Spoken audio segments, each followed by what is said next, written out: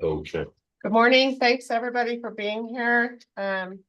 We now have 5 board members who work full-time from different time zones, so we appreciate the Saturday. It's getting harder to find weekday availability. I'm going to get the meeting started, call to order. I'm going to pass it to Greg for roll call and minutes. Greg? Good morning. Want to let everybody know that the meeting is certified. There was a quorum present, that the board members have been properly notified about the meeting. The owners were notified about the meeting by posting on the Taco website, and the agenda for the meeting was also posted in the lobby and on the Taco website. And so we are ready to go. Thank you, Greg. You're welcome. And minutes? You're looking for a motion. Yes, we have some minutes to approve, yes? Yes, there are 3 sets of minutes. The minutes for the 9/5, the September 5th meeting, the October 1st special meeting, and the October 11th special meeting. And all of you have those minutes. Okay. Do we have a motion to approve the minutes? So moved. Mark seconded. All in favor? Aye. Aye. Aye. No opposed? Okay, the minutes are approved. Thank you, Greg. You're welcome. Okay, my report is going to be very brief because we have a long meeting today. We've had a big year at Tamarron, 2024. Of course, there's always the insurance matter. We've made some really important infrastructure upgrades that are continuing. All of this has required tremendous effort from owners, from staff, from our maintenance team, and from board members. And so really, I just want to open up with a big thank you to everyone. It's been a hard year at Tamarron, but a really important year. And so I just appreciate everybody's perseverance and hard work and patience as we have worked through these things. So thank you. We have a lot of issues to cover today. Owners, of course, are going to be allowed to comment before we vote. And the only thing I ask, in order to be respectful of time, is if there is some matter or question or comment that has been raised by another person, we're going to move on. It's a matter of record and we can just move forward from there. And try to therefore be a little bit more efficient. So listen when other owners are commenting, listen to what's already been brought up and is part of the record. And then we won't have repetitive conversations. And that's it. Let's get started. I'm going to pass it to Cheryl for architectural review. Morning, everybody. First item I'd like to address is gables going forward. I had a discussion with Ross from Higher Ground Roofs, and it's in his expert opinion as a roofing professional that we should not do any more gables going forward. There's a real issue with the gables that we're noticing now that they're completed. The gables that were completed in 2024 were all grandfathered in. Those roofs were just starting to be replaced at that time, and now we're seeing from the little bit of snow we have what kind of complications we're having. Gables with the metal roof material are not recommended by Ross. All current and recently completed gables, he advises installing snow bars to help reduce the risk of the damage to the roof. The projections that are up on the roof right now for the fireplaces and for venting, they have the likelihood of being crushed or damaged during snow melt as they come down. So we would like to recommend that all owners that have the existing gables, that at their expense, these be put in, because if we do not put those in, the projections can risk damaging not only their unit, but the units next to them on adjacent sides. I feel that from Ross's discussion about the issues with this, that we should not going forward have any further gables, and I move to approve the denial of any future gables. Does anybody have any questions? Is that, we're gonna vote on that? let's, She moved. I'll Well- second it if she moved. okay, it's been seconded. Comments? I'm just curious if we should, rather than say no more gables, if we should say no more gables until further notice. Give it a year or two to kind of see if we have issues. And Bobby can address this, where you already saw a little bit of compacting snow, didn't we, Bobby, in some of those areas where we're worried that the things projecting out of the metal roof are gonna have problems. Ross said that if we were gonna do gables throughout the property, he would not have recommended doing the metal roof on those areas. Having a metal roof and having gables is just not two things that go together, Scott, just so you know. Okay. If you label it for now, but the integrity of the roof, tearing it apart, and just so everybody knows as far as owners go, because I know there's a lot of owners that ask, the amount of money that it will now cost will be between, what did he say, $30,000 to $50,000, and that's not the cost of the gable. That's the cost of taking the roof structure off, hoping that when we peel back the material is able to be used. If we have to use new material, the material is not going to match because we have already gotten sun on ours, so we're going to have flashing in different colors where we're putting the new roof. So it's a whole thing. So just the roofing aspect of it is going to be that much. And then you've got another $30,000, I think Bobby said. So you're looking at $100,000 almost for a gable going forward. There might be owners that want it, but it's going to be very costly and it could cause future damage to other people within the complex that are adjacent.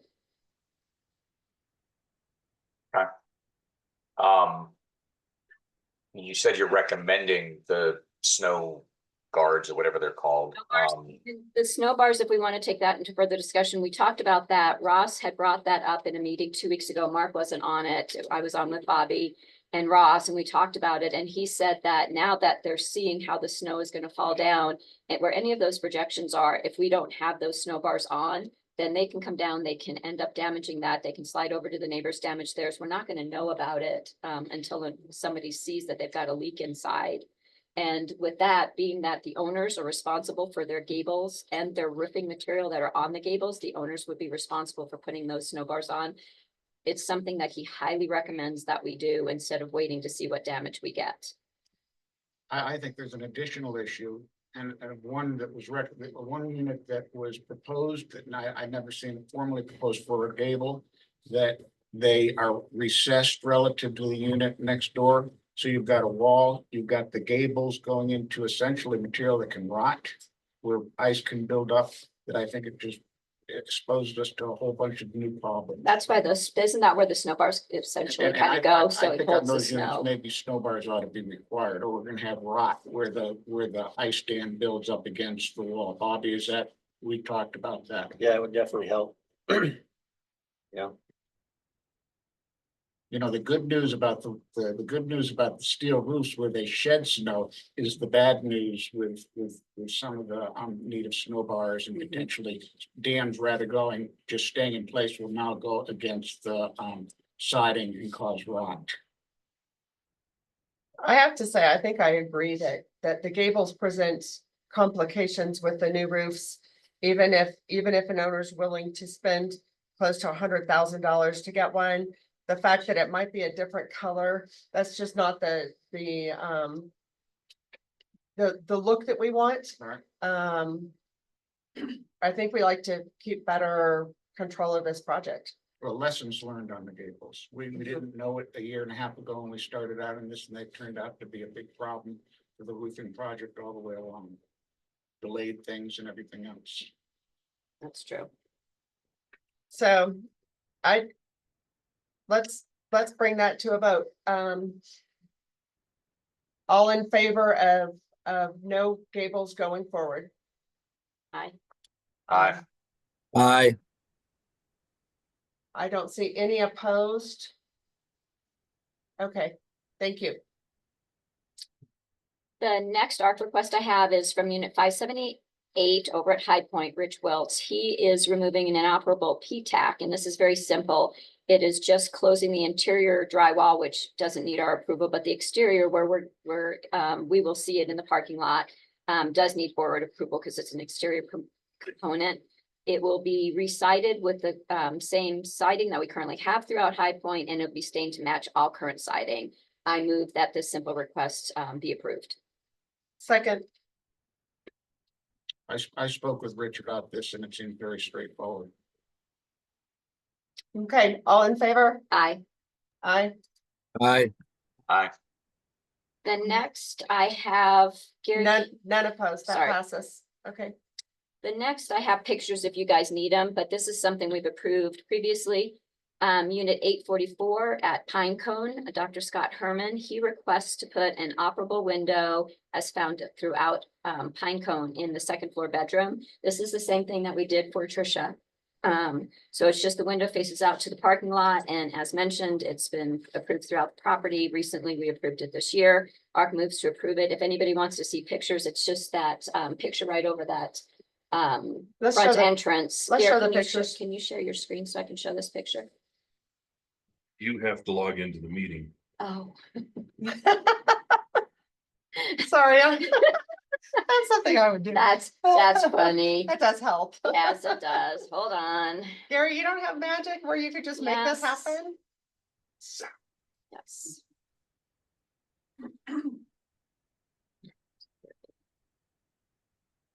See, this is why I sent the Zoom links I yesterday to said know. save them to your desktop.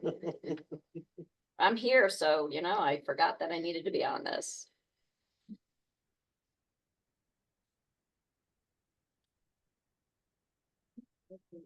Now I can't find it.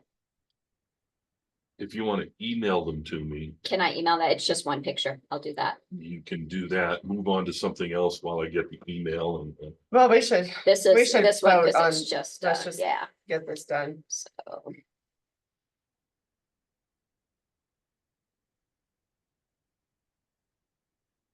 And it is sent. Do you want to look at my email and log in? Do you need it for your next one? I sent it last night.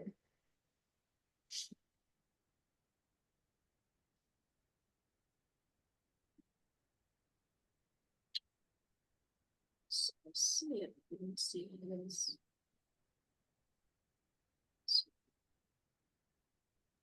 Okay, Hey it's Gary, just- while they're doing that, who's the John that's online? Is it That's John Laney? Lanius, I think. Oh, okay. It is. Good morning. Good morning. Okay. I think this is John's first board meeting ever in 10 years. Congratulations, John. Congratulations, John. The next step is volunteering.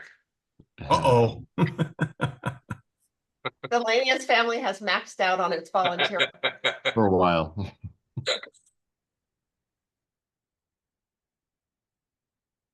Did you get it? Otherwise, I on if you need me to.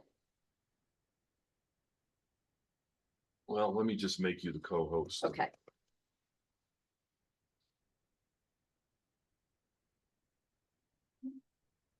And then you have to share your screen.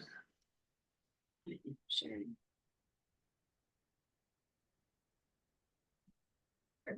So that is the window that he would be putting in right there. So it just goes up and above. So it's like we approved for Tricia Layfield.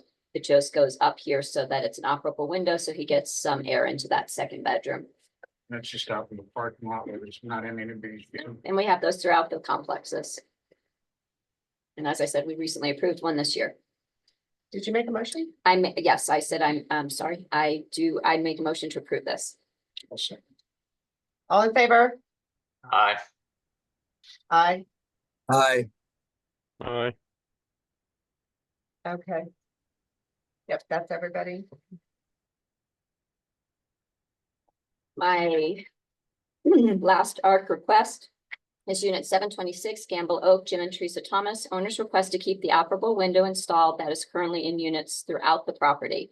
The Thomases made prior requests for the currently installed operable window as well as the deck opening in September 5th board meeting, which was denied based on the neighbors' objections. The board asked both parties to reach a compromise. No compromise has been reached. The new request is solely for the replacement window to remain. Mark moves to approve this. And if anybody wants to see pictures of other property owners that have these same windows, I have those. I second the motion and let's go ahead and see pictures.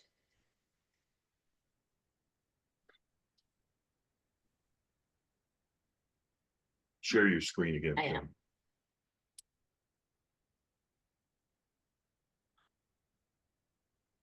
So these are, some of them are quite larger. That's a deck opening. That's a deck opening.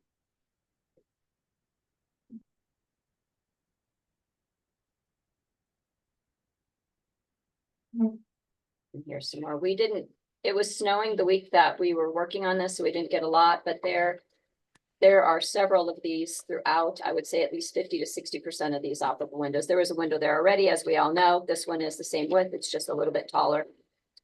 I move to approve. Okay, Can I get a word in, please? I'm sorry. May I get a word in, please? This is Byron. Just a minute, Byron. I was gonna ask for, see if any board members have discussion first.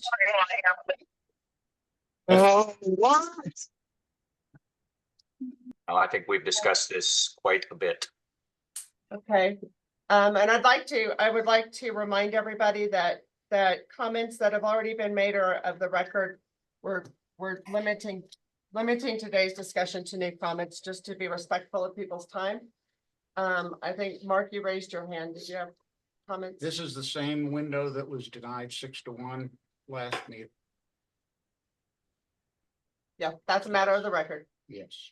And it was denied because, primarily because it was built without any approval. It was approved, it was built contrary to the provisions of our restrictive covenants. That's a matter of the record. Thank you. No, I'm not done. Don't Okay. stop me.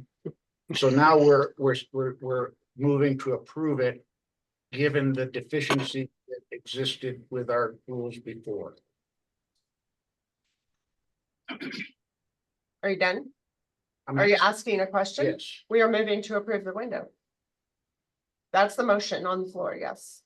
Well, and I'd like to know that what's changed from the last board meeting, where we denied it, and now we're approving it, other than, it's been brought back as a request again. The last board Well- meeting, What we denied at the last board meeting was the window and the deck opening. yes.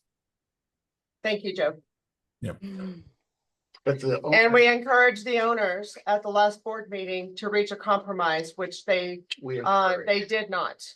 And we offered to meet with them to talk through the compromises, and they both declined. So here we are. This is a new request. This is for the window only. It's a singular request. Well, I think that's sleight of hand. Do we have any other comments? Yes, yes, you do. Byron, yeah. And Liz. Wait, I have a comment as a board member before we bring in any others, okay? If that's okay. Yeah. I want to make it abundantly clear that we denied it along with a request for the owners to come together for a compromise, okay? We were very clear on that. So, and we have had discussion with legal counsel to determine the best way to rectify this. So I'm just, counter to what Mark is saying. I believe we've given every opportunity for this thing to be compromised and worked out. And I'll leave it at that. I don't believe that's what the minutes reflect. Thank you, Scott.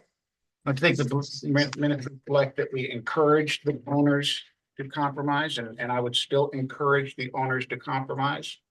I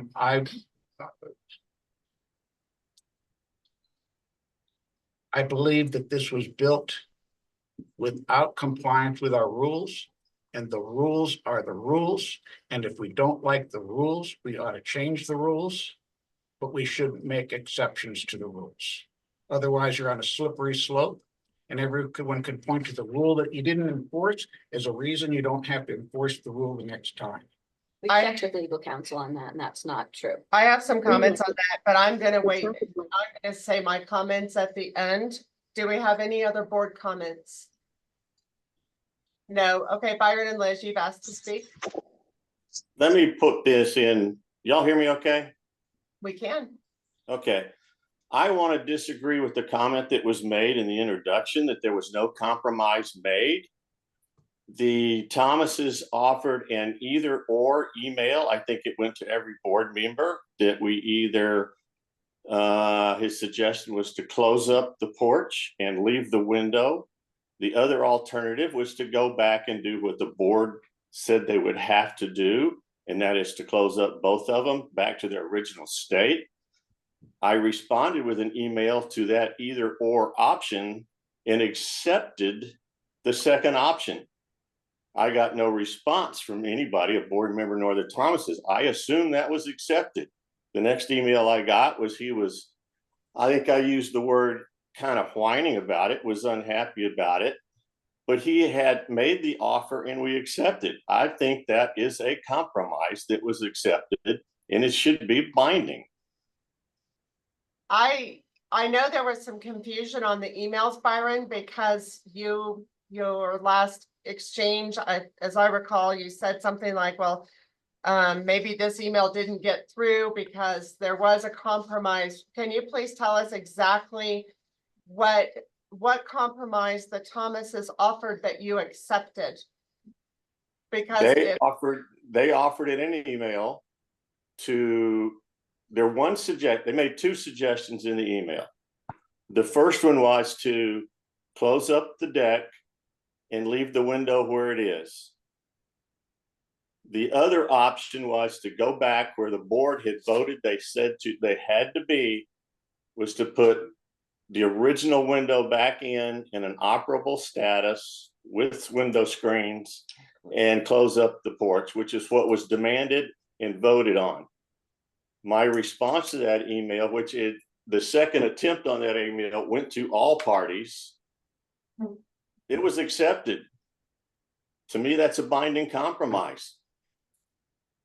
I remember seeing an exception. I don't remember agreeing on that. I don't remember Wait a seeing minute. that compromise. So I don't remember seeing that compromise, and I don't remember seeing, so you're saying that the Thomases sent you an email that said, we will take out our window and replace it with the exact an operable version of the original window. And you said we accept? I don't remember seeing that. Well, we can send it to you. We're being caught off guard on this. We did not realize that there was going to be a vote on this today, that there was something.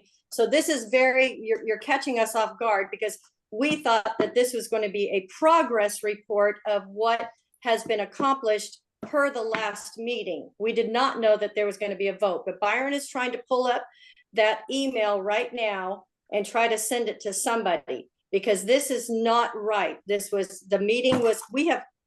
We are caught off guard here. We have not heard about anything since the time we've gotten back on this. So this is wrong to even, because this has been voted on once, and you, Stacy, even said the cutout has to be closed, the window has to go back to the original, the faucet in the front, the electric in the front. I mean, you listed all of that, and that was in September. And so then you said, when you get back, see if there's a compromise. If there's no compromise, then they were going to be notified the end of October to give them 30 days to complete all of this, or at least start it to be completed. And now here we are. We were sitting here to listen to see how much has been completed to be restored back to the original. And now you're talking about voting on this window again, which it hasn't even been completed the first time going back to the original. So now Byron is trying to pull this up of the email from the Thomases to us and how he responded back. So you're going to have to give him a few minutes to find this, because it's dated 9/9. And it looks like it went to every member.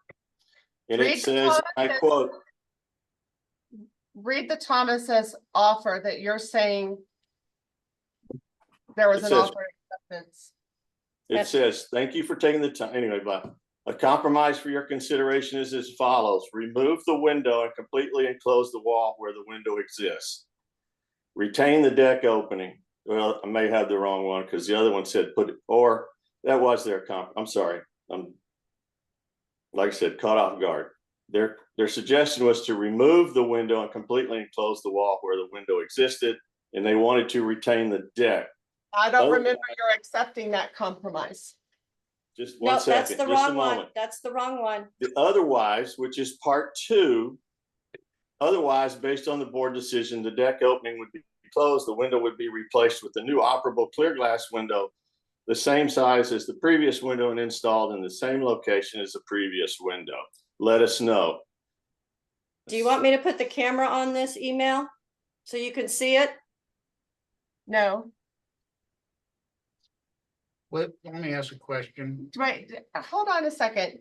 We have so you're saying JT said option 2 and you said, I accept your option 2. This was, Correct. Multiple emails after that saying no.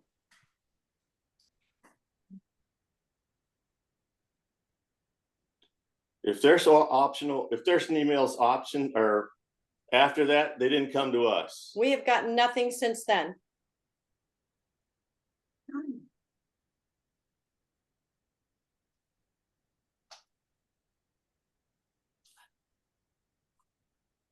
What was the date, Byron? 9/9. I have nothing from you, 9/9. I have 9/5. One that I have on 9/9 says remove the window and completely enclose the wall and retain the deck opening. That's what I had. Keep too. reading. But keep reading it.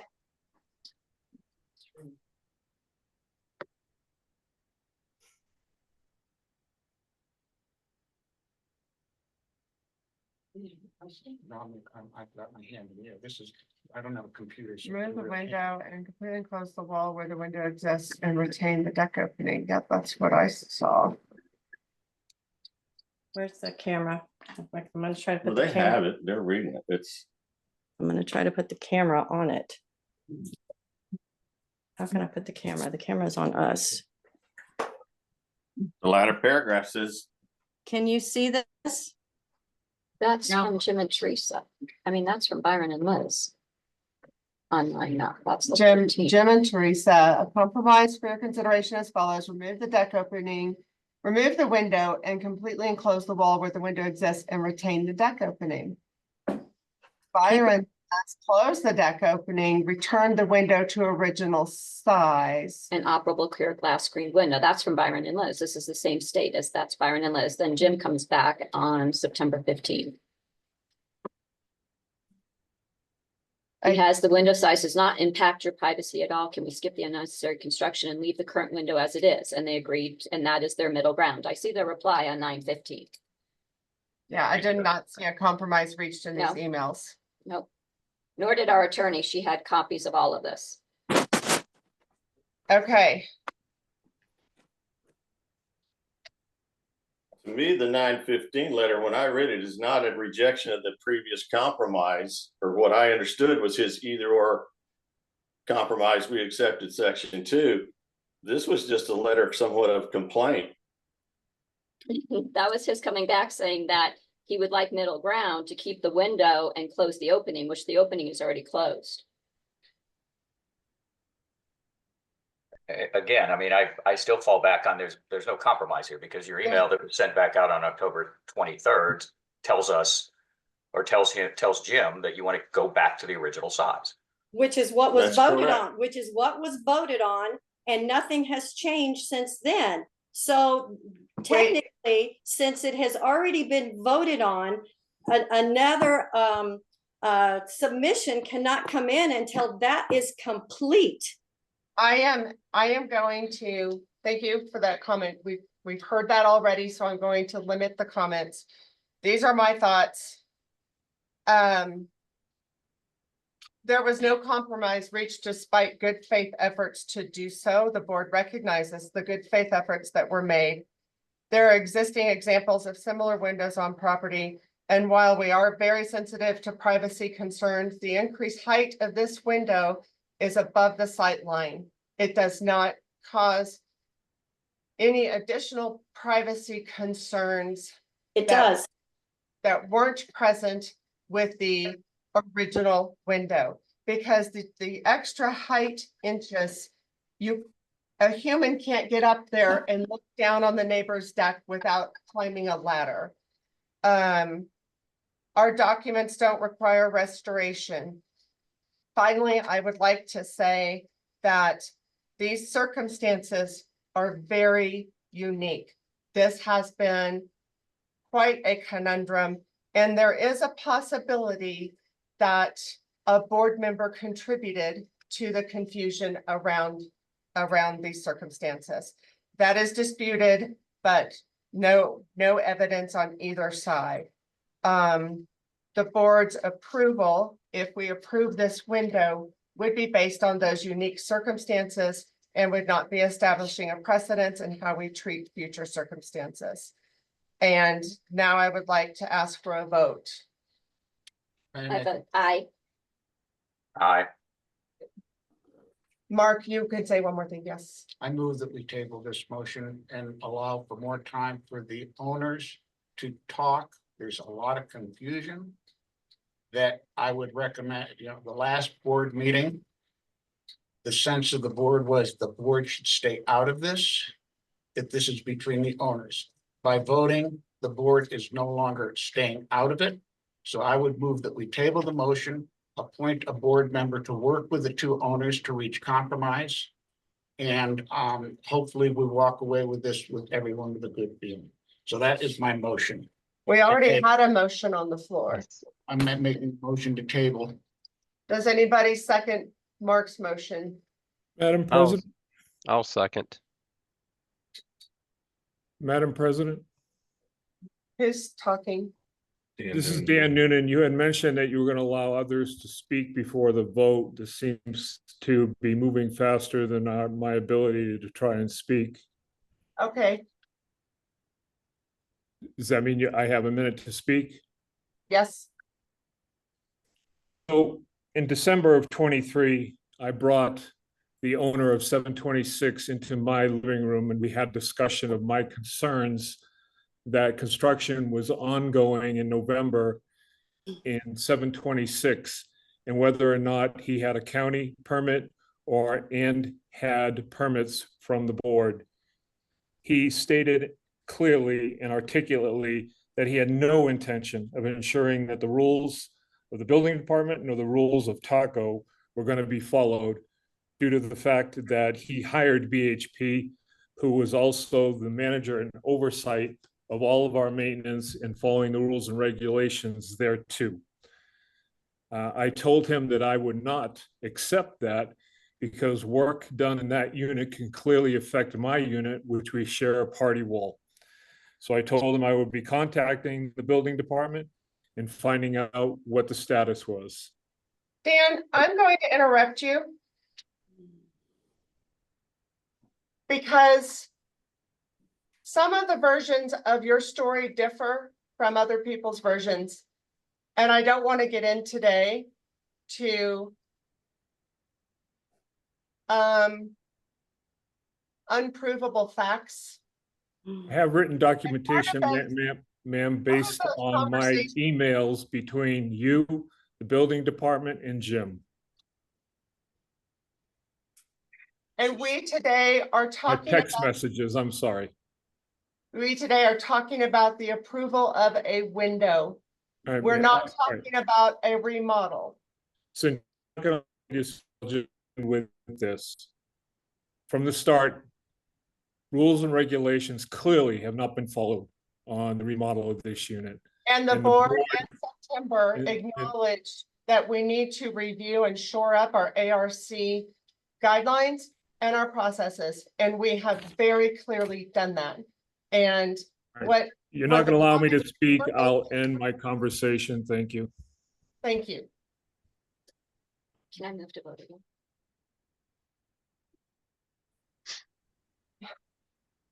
Yes, well, I'm sorry, I don't understand procedure here. We had a motion on the floor and Mark threw another motion out there. A motion to table and that can be voted on, and then we can proceed. The motion to table, I deny because I don't think that these parties, I mean, I vote, or who approves? Motion to table, who's in approval? All in favor? Stacy, Aye. Stacy, I want to interject. real quickly. Mark, your motion, we had a motion on the table at first. Yeah. You can certainly have the discussion. Boy, I got to tell you something. The amount of confusion around all of this that has been going on for so long, I'm trying to think of the best way to explain this. First of all, there's an initial motion on the table. The second motion, which was interjected and has a second, now has to be considered. I guess the only thing that I would suggest is none of us have seen, even though the parties have gone back and forth, it does not appear that there's really going to be any agreement. I think one of the things I'd interject to both parties is if we could get them to commit that they would actually have a discussion, agree to some type of mediation to do something to move this forward. Because if that's not agreed upon, then we can just take a vote on the very first motion. But at some stage of the game, both parties are going to have to say, you know what, we will agree to have better conversations and better communication. That's a clarification point that I'd like to suggest. Well, and I think that can happen, Greg. I think we need to move forward with the votes. And if they wish to have conversations after the votes are complete, they can have those conversations before anything is done. But I mean, we've been kicking this can down the road for a while. Well, And we very specifically, we spent hours addressing this with legal counsel to make sure that we had a sound discussion around how do we handle this as a board and ensure that that we are moving forward in accordance with the legal recommendations that the attorney has provided. And that's the best. And from a board perspective, I think we've done everything we can to try to make this happen. We asked for a compromise. I mean, I think I'm the one that said it. I was very clear, guys, get a compromise done. That was months ago. So I mean, if they want to keep talking, they can keep talking. But I think we have a motion and a need to vote on the table, and that can define their discussions. Okay, and all I wanted to do, Scott, was kind of keep it between the ditches with Mark bringing that motion into the discussion, is just to make sure that, and as you clarified, and I get that, I guess I'm just a little frustrated that there weren't better communications between the two parties. I think we all we find ourselves here. I know. I don't disagree at all. And that's why it would seem to be prudent to pause. Again, we lose nothing. The window is not going to be replaced in the middle of the winter. We lose nothing. We appoint the board member, and I would recommend that Chad be that board member because he's neutral. Welcome, new guy. With the owners and try to reach compromise. We're a community, and a compromise would be good for the community. I'm going to move forward in the interest of time. We're saying the same things again and again. And I want to say that both owners in the last few months have said, so now what? They brought it back to the board, and it's our responsibility to handle this. So I guess we had an active motion on the floor procedurally. I don't know how to handle that because then Mark threw out a motion. So I guess we vote on Mark's motion to delay. No, Stacy, excuse me, we would vote on the first motion. Yeah. Yeah, I agree. Vote on the first You made motion. the first motion and it was seconded prior to Mark making his motion. Thank you, Ben. All in favor of the window staying as is? Aye. Aye. Aye. No, That's 5 ayes, all opposed, no, No. 2 noes. the window stays as is.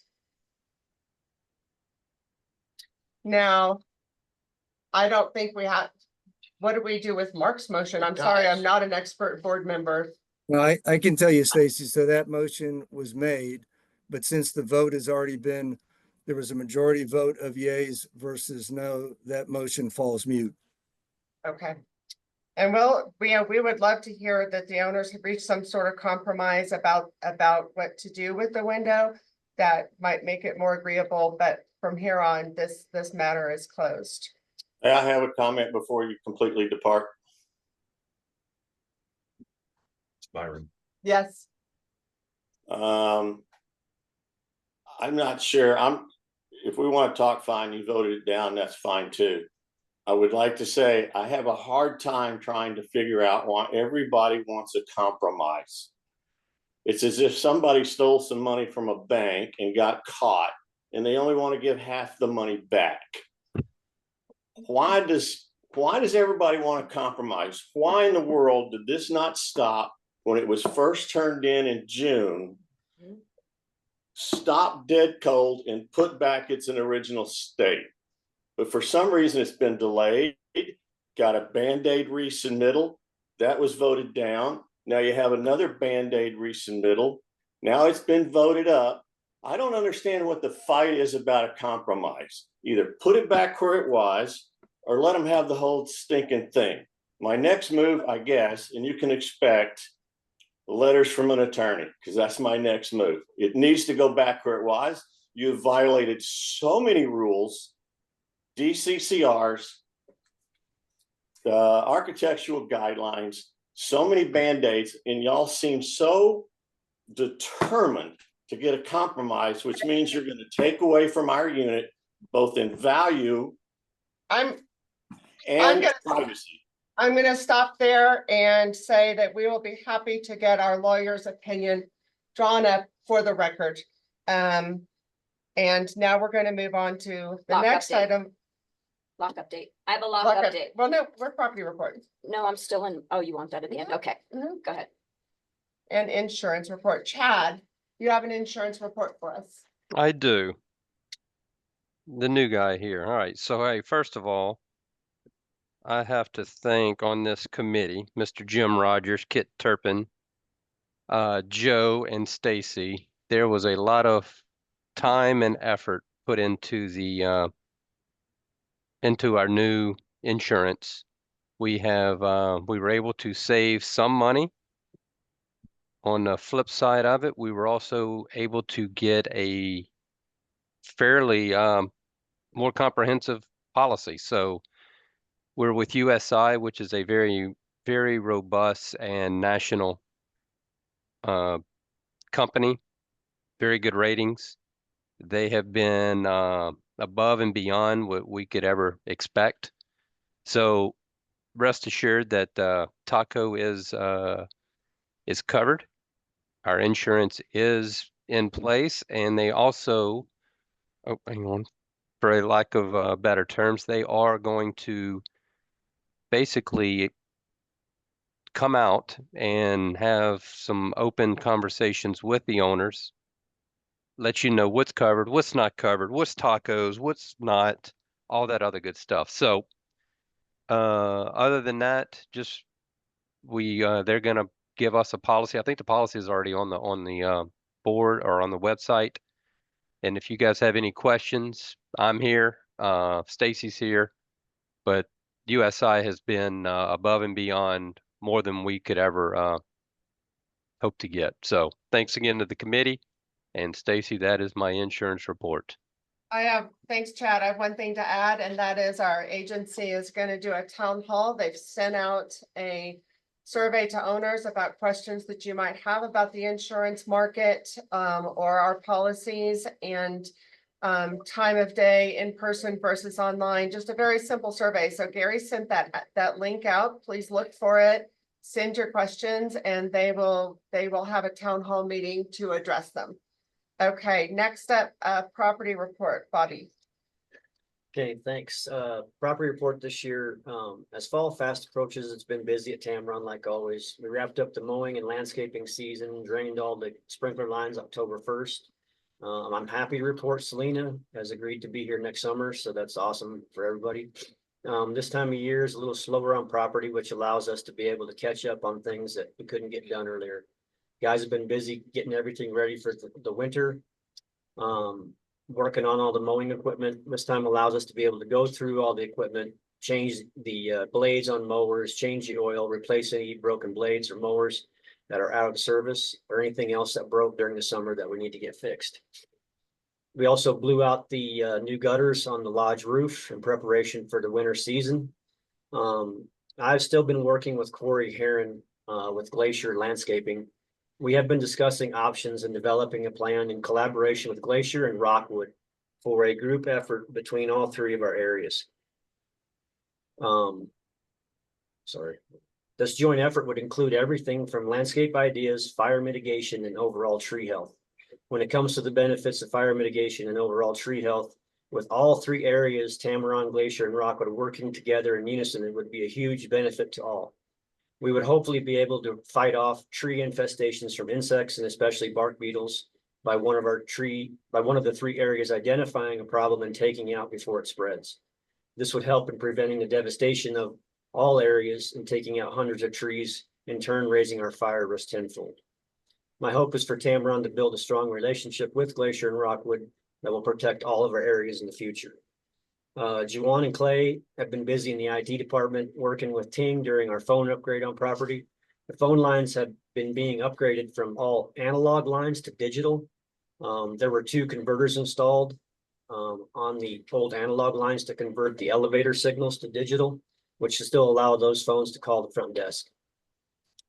They worked a long time on getting the system in place, which is great. In the end of the day, they were able to adjust the programming to work it out so all the elevators work properly.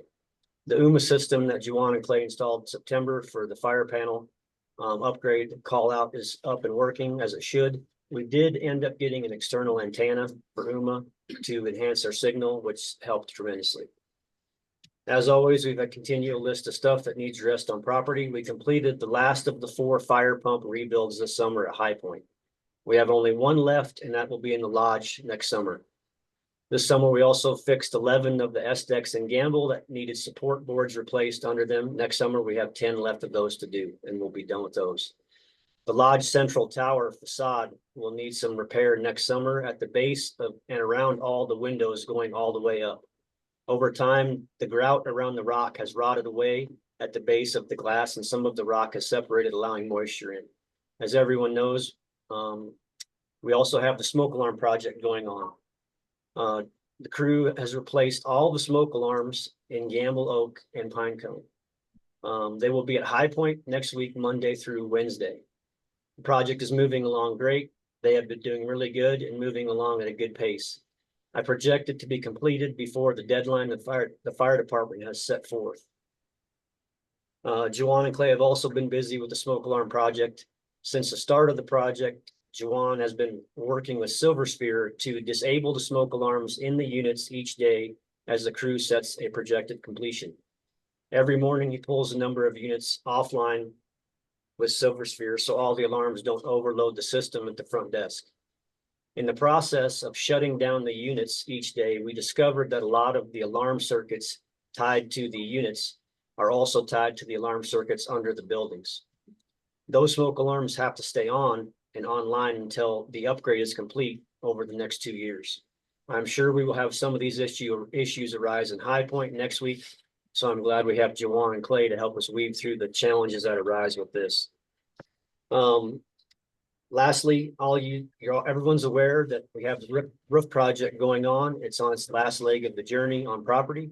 High Point is completed along with Pinecone, and work is well underway in Gamble Oak.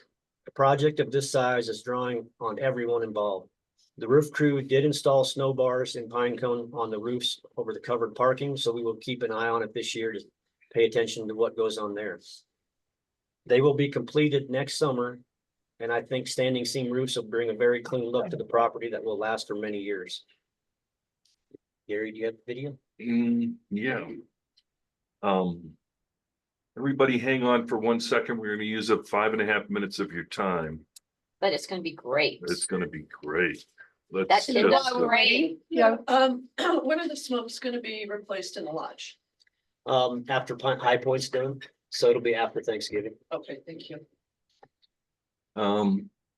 we do this. And those people who are online, I'm not sure if you're gonna be able to get the audio of this very well, so we'll just see what happens.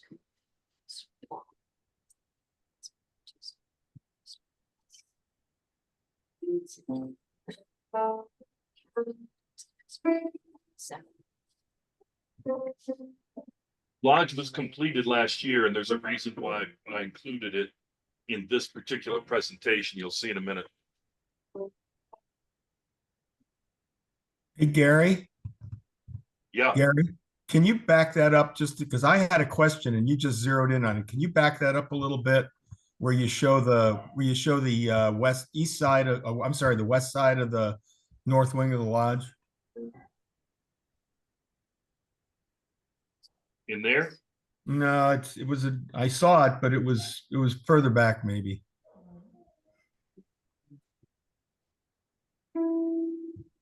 Okay, you're coming to it. Now stop right there. I can't, do you see about a third of the way from the left on the lower roof? There's what looks like, yes, that looks like a 2x4 sitting on the roof. It was there all summer. Why is that there? It's holding the whole roof together, Joe. Yeah, That's how our contractors do things. We leave that on there just to make sure it stays, like the tires on the roofs going through some of the areas in town. I don't know, Joe.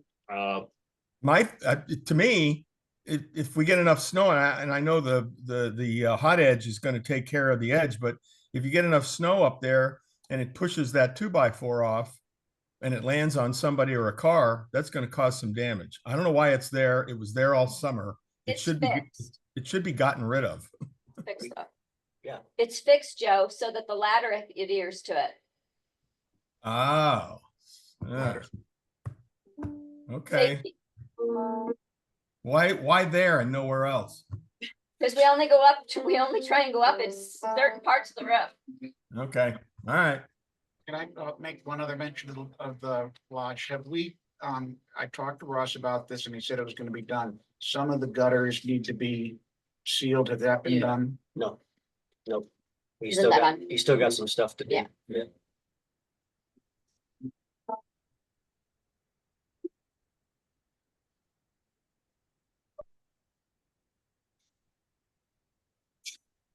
You just see it this way. And it's scary to think that the guys work up there with that ledge. I mean, they fall down and they're dead. Now, And then I we said see earlier that there was a reason why I wanted to show the lodge. This is the reason. Everybody should keep in mind that this is what our roof used to look like. That's the roof that's over the fitness area, and Glacier Club apparently declined to have that upgraded. So that's what our roof used to look like. Wow. Has anybody Yeah. talked? Hey, real quick though, why is it, if you go back, why is part of that done and not the other? Just I a don't- quick question, not to, well, it was just kind of that corner. See that corner down on the left, lower left? That's Glacier, Chad. And Gary, can That one follow-up question? that's where Glacier added on their offices and they added on to the building. Okay, because why Yeah. wouldn't they, that just doesn't make any sense to me, why they wouldn't do that. I mean, but anyway, all right. Well, let's get Just on a- with the meeting, Yeah, let's guys. go. We've got- My bad. we've That's still all got why the Glacier budget. we're not didn't gonna do it. solve that problem. We've Yeah. still got the budget. So let's-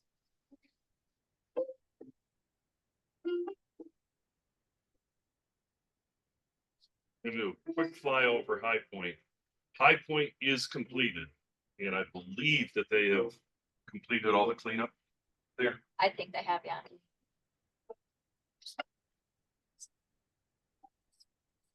Yeah, they walked upstairs. when we get down to Gamble Oak, you'll have an idea of what these roofs used to look like. And High Point was worse than anything down at Gamble Oak.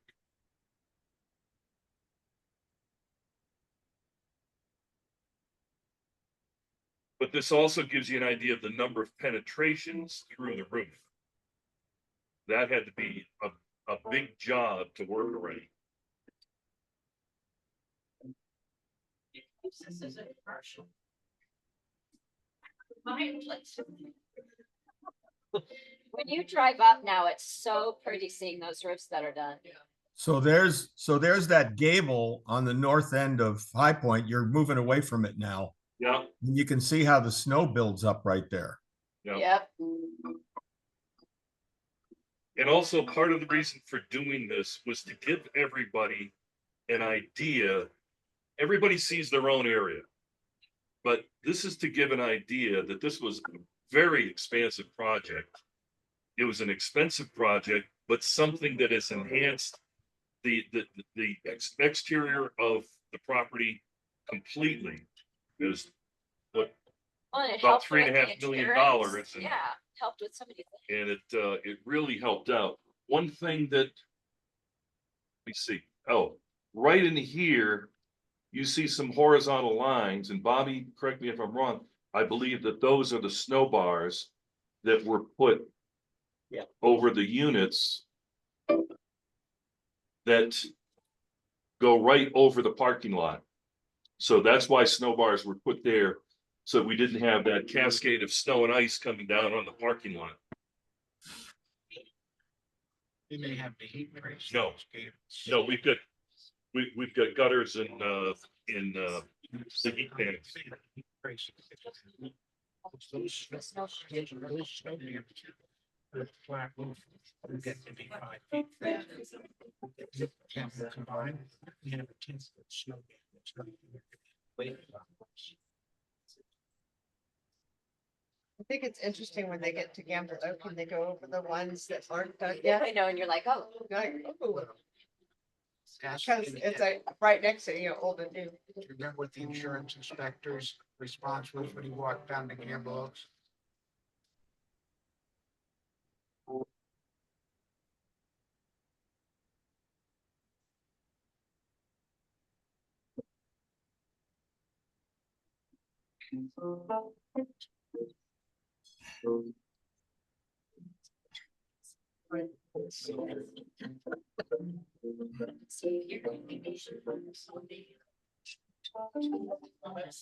It's on the website. This is Gamble Oak. They started down here with unit 768. This goes up to 790. At the time the video was done, this gable roof was not complete. That's 788. That is complete now, from what I understand. You get a little bit of an idea of what the roofs used to look like in here. This north end of Gamble Oak is going to be done next year. And as we come around, you can see the guys running around and working on the roof here. It just looked fantastic. Mine is done, yes. And they, at the time the video was taken, they were working down here. This is 719, 720, 721. These now are all done, as well as this gabled roof in 726. Hey, Gary, can you stop right there? Stop right there. Back up just a hair.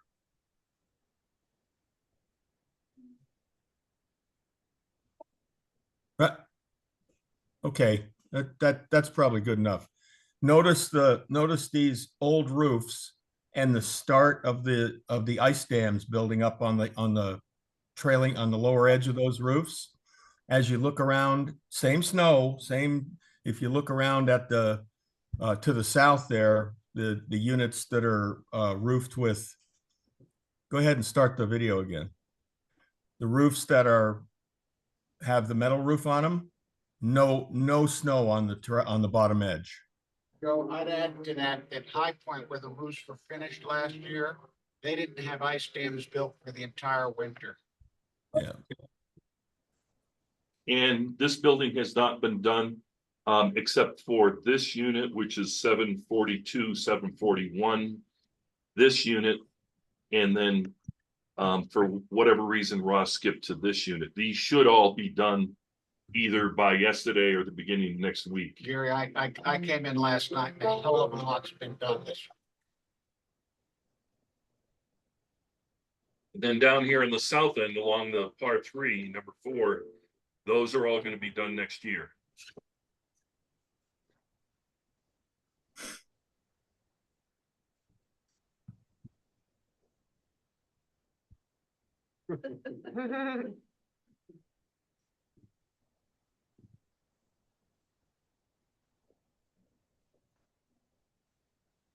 Is that it, Bobby? Okay, what a great grand finale. And we have Cheryl to follow up with locks. What? He talks about Oh, some- didn't pay attention. So lock update, everybody, just so everybody knows, everything's been rekeyed and the deadbolts have all been installed per contract for everybody who requested it. I know that we've had some owners who have recently purchased that are waiting for changes because they may have a rental that's coming forward. If you guys have done that, that's something you're gonna have to talk to your property manager and work through. But all the keys and deadbolts are done throughout every single building. The owners that requested the Yale locks have all been bored if they weren't bored, and we're waiting for the Yale locks to come in. And my explanation, I'm sorry for anybody who's inconvenienced with this, but Yale moved their factory in September, and it was supposed to be something that they thought was going to be pretty simple. They were going to move their factory. They were going to get this brand new lock out and shipped, and they have not gotten those into production yet. They're still working on trying to get them into production. So they've not given us a definite ship date, but they are now speculating it'll be sometime in December. With December coming, and we know this is a busy holiday time, we don't want to inconvenience owners. We don't want to inconvenience owners who have rentals. We're going to try and make sure that we work this so that if the Yale locks come in, that we maybe push this project to January so it's not so crazy. Anybody that had a Onity lock, you were able to keep your Onity lock operable if you were a person who rented. If you're a person who had your Onity lock disabled because you thought your Yale lock or your deadbolt was going to be done, you can reach out to us. You can send an email to Gary or I, and Gary will send it to me so that I can make sure to work with it. But I would like to point out that moving forward, the way that we did this was so that owners are now responsible for their units. The front desk, Gary, Bobby are not responsible for this. So if you have renters and you're on the rental program, you should work with your property manager and make sure your property manager is alerting your guests on how the locks are on your door. And if you've got housekeeping that's coming in, housekeeping needs to be alerted. And as I said, if we need to get the Onity locks back for anybody operable who has a deadbolt and doesn't want the deadbolt used and is waiting for a Yale lock to come in because they've chosen that as a new owner, please make sure that you reach out to us so that we can get that Onity lock reprogrammed and you will be fine until the Yale locks come in. Does anybody have any questions or problems on that? One comment on locks. So, and this is me, but I've also been approached by an owner. The locks are great. They work with butter with the 2 keys that Durango Durango Lock locks. and Key provide. The tolerances are such, you can't get a keyed cut at Home Depot or Kroger's or anything that works. Can we get something where maybe we can ask Durango He can Lock and probably Key to make make keys. 10 keys for us or something, and we pay for them, of course. You guys can reach out, anybody, like I said, this isn't a taco thing anymore. You own the lock, you can reach out to Matt. I'll give you his information. and you But can I ask for tried it. last week getting keys cut twice. And they don't work. I've had another Have you owner ever heard try of that? 3 times. Have you heard I've anything about never that? had a problem with a Yeah, key well- that's cut too good that it can't be recut. I've cut keys, some of which have worked and some of which have not. But that's on It's- all types of keys. Yeah. And that happens This- when you this go to is Home on- Depot with this is any on the key. new keys. The new keys. Well, And so again, but he obviously. has Durango, more yeah, precise Durango, Lock- equipment. just so everybody knows, anybody wants his information, it's Matt from Durango Locks. You've got my Taco Locks email Well, or he Gary put- can he get put you his mine. business card Yeah. inside the envelope with your keys. Please Okay. reach out to Matt Thank because you. this is not a board thing. But the tolerances are great. I mean, it's obvious they're new, not locked with the key that he provides. It's just fabulous. Good. And that is my lock update. Nobody else? So question, Cheryl, so if, for those of us that haven't picked up our keys yet and we want additional keys, the best way to go is to get with Matt and have him Yes. produce duplicate keys? If you need additional, if you are having a problem at Home Depot, I mean, I haven't tried. I haven't tried yet. I don't have my keys yet. So, yeah. All right. But yeah. It's sort of like a German car. But just like Stacy said, Matt left his business card in every single envelope, so we've all got Matt's information. Good. I realized I skipped rules and regs. That was my report. Sorry about that. I have 3 great owners who are volunteering for this committee, and I want to appoint them today. It is Trisha Layfield, Lisa Dunn, and Carla Cubes. We are working through the new violations document that was approved in July, and it was mandated by Kiowa.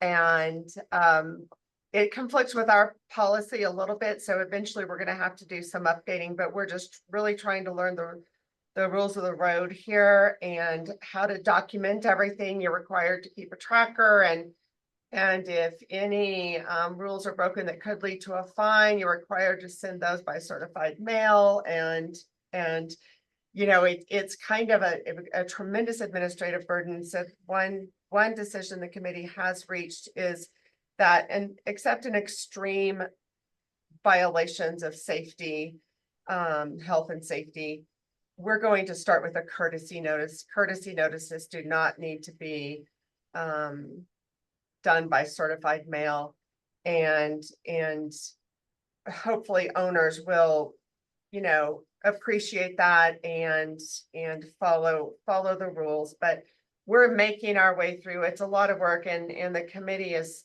just fabulous.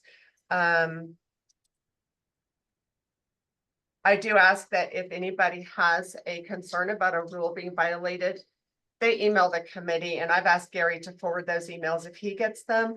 That's a change for Tamaron. Usually people have emailed Gary. Gary, would you put the committee on the website, please? Because we all need to be receiving the direct notice so that we can talk it through and fully understand the facts, and then be able to advise according to our new violation policy. So we're trying to get things reported directly to the committee. So those names will be added to the website. If you have any concern about rules and regs, please email us. And for now, I'm overseeing that committee just to make sure we get started the right way. And that is our rules and regs report. And so now it's the Joe Carey show with our budget.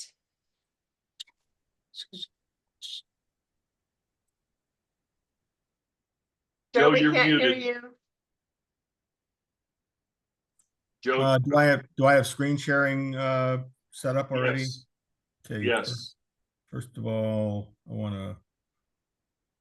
want to shut off my email so that you don't continuously see notifications on the screen when I get an email.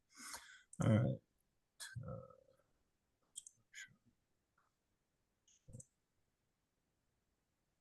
Okay. Whoops. Okay. Give me a second while I get organized here. All right. Okay, can you all see the spreadsheet now? Yes. Okay. All right.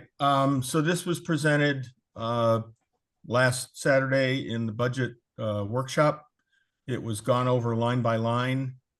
I don't intend to go line by line again today because a lot of it hasn't changed. Some things have. Anything highlighted in yellow is something that I don't think has been closed yet and may need more discussion or an update or some information from someone in the room or someone online. Anything in green, like this here, is an area where I have made some changes since the meeting last week. There's been some other subtle changes, insignificant changes that I haven't seen the need to highlight and go over again. So for anybody who wasn't attending the meeting last week, these 5 columns represent the meat of the workbook. This is last year's budget. These three columns indicate year-to-date spending, actual year-to-date for through October 31st. This column is what we project for November and December of this year, and this column adds these two columns together. So you have a year-end projection. We use that. The reason we do that is to give us some information, some basis upon which we create the 2025 budget. So there's where we are. Right now, assessment fees billed to owners is set at exactly what it was last year. Well, it's not exactly. I'm not sure why that little hiccup there is there, a couple dollars, but anyway, so it's essentially, this is virtually no change in the 2025 budget. So down the road later, you'll see where leaving the budget as it is, what effect that'll have on projected spending and revenues, plus or minus. So going through this, this line item here, commercial space rental, there was some discussion with the hairdresser, I believe, about whether or not she would get some relief during shoulder seasons, months when she didn't have any clients, and should she be charged rent when she wasn't doing any business at the time. Stacy, I think you had some conversation with her, Lisa, maybe. Any Yeah, resolution on that? Finally, she did email me and it had gone to my spam in October, but we got in touch. And she's asking for kind of a rent by use arrangement. My proposal is to pay by use seasonal option. I would pay for the weeks used in the off season, and then on an as needed basis, November through April.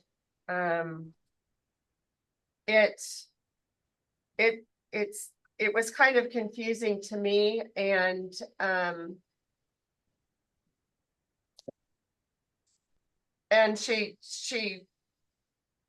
she mentioned our buying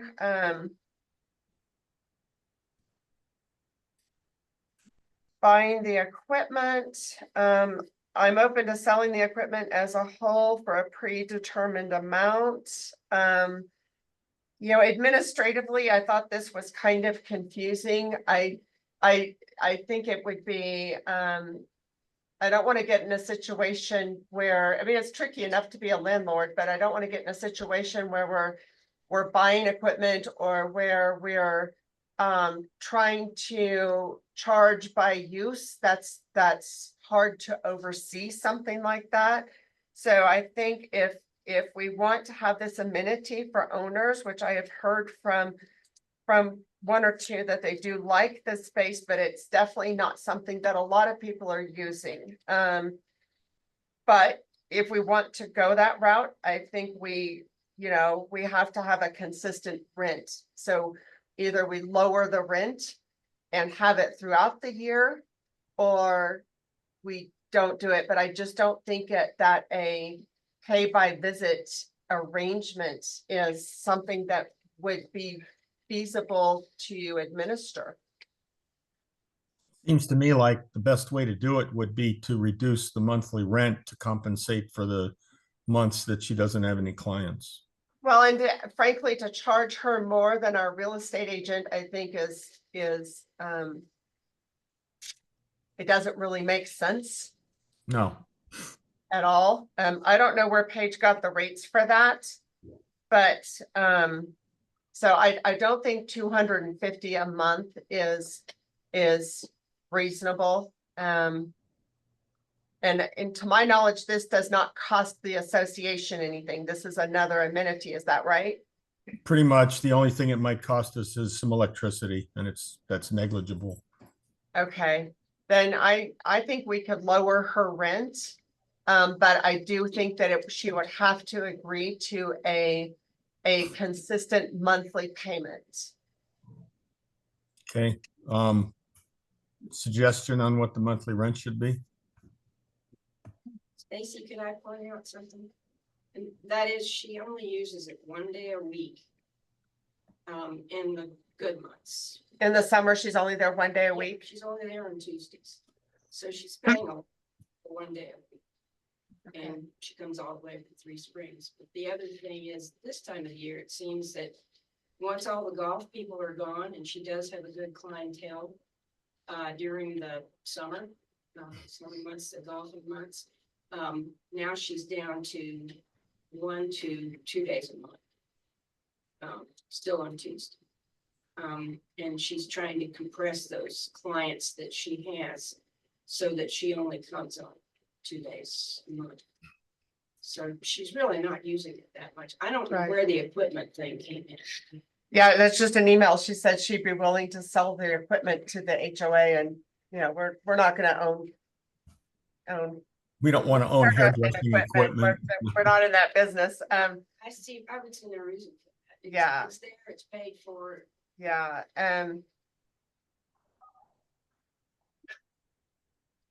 it's 500 a quarter.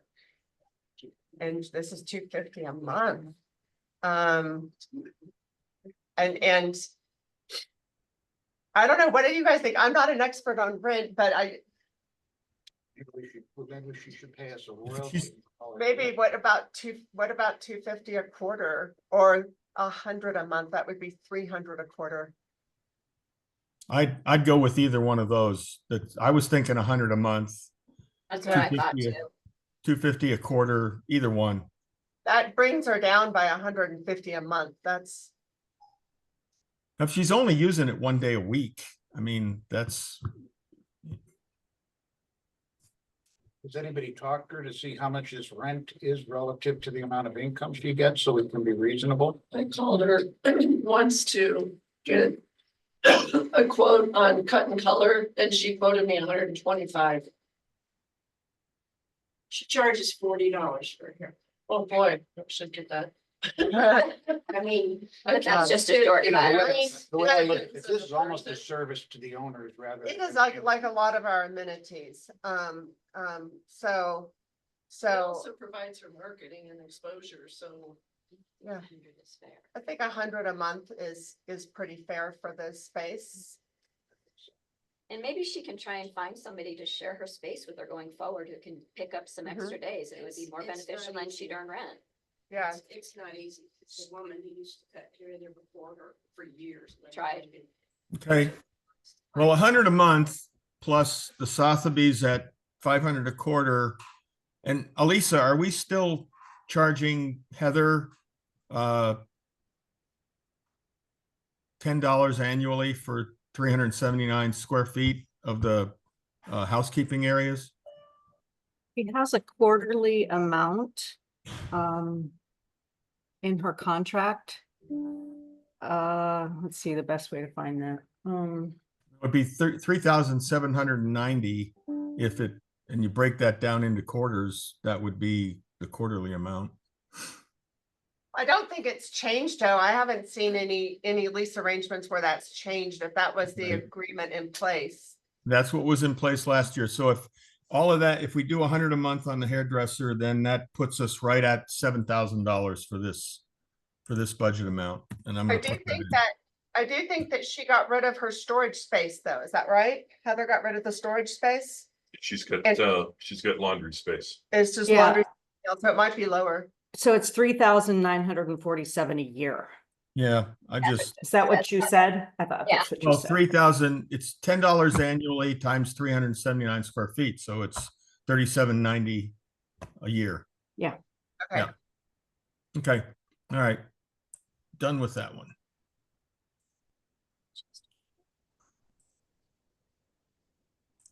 All right, I do want to ask about this. So is that number gonna get changed? It was just. He did. finalized. Yeah. Changed to I do want to ask about this line item here.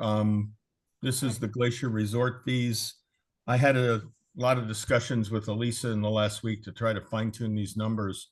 What was happening in these middle three columns was a lot of what was in there from last week, if anybody remembers, is the numbers were quite a bit bigger, but that was because we carry some of the money that we owe Glacier for the resort fees, and it stays in those accounts until it gets paid. What I discussed with Elisa was I wanted these numbers to represent what we actually retain. And that was, this year it was $2 a night out of the $30 resort fee. The other 28 goes to Glacier. And then I understand that, I didn't know this, but I understand that there's also another amount that we earn, and it's called this midterm rentals thing. And it's something that went into place during COVID, where people would come and stay for a month, and maybe they didn't want or need access to the pool and fitness area, but they paid a $3.50 a night, which is a net to Taco. So I included that in there. And so if we assume that Glacier is, like they always do, is going to keep cutting into our share, I pegged this at $1.75. We estimate 11,000 room nights for next year, I'm sorry. And that would be 19,250 plus the $350 a night amount of $3,700. So that's where this 23,000 comes from. The question I have is, I think, Scott, you were going to check with Glacier and see what they were going to do about their share of that resort fee. Goodman has not responded to my email, so I was going to ask Elisa if she knew who the accounting contact was. I contacted the accounting contact, Eric Roy, and he did not get back to me either. No. Well, I say we leave it at their practice has been to, whenever they can, they increase their share. So I say we leave it at $1.75, the calculation, and then it comes out to this amount. The only other thing I was thinking of, and Scott, you can ask Heather this, maybe we increase that resort fee to $31 and we get a little extra money. I don't know if she wants to do that or not. This is a conservative number. If Glacier doesn't increase their share, then we'll get more. So maybe we just leave that like that. I think we leave it like that, Joe. Okay, good enough. This is the admin fees that are assessed to rental units, whether it be short-term or long-term. It's $60 a month. And I found out from talking to Elisa and Gary that we now have more rental units. We have 140 short-term rental units. That's the biggest number we've had in several years, as far as I know, and 20 long-term rental units. So short-term rental units have gone up, long-term rental units have gone down, but the total has seemed to have gone up some. So at $60 a month, that's our revenue for that.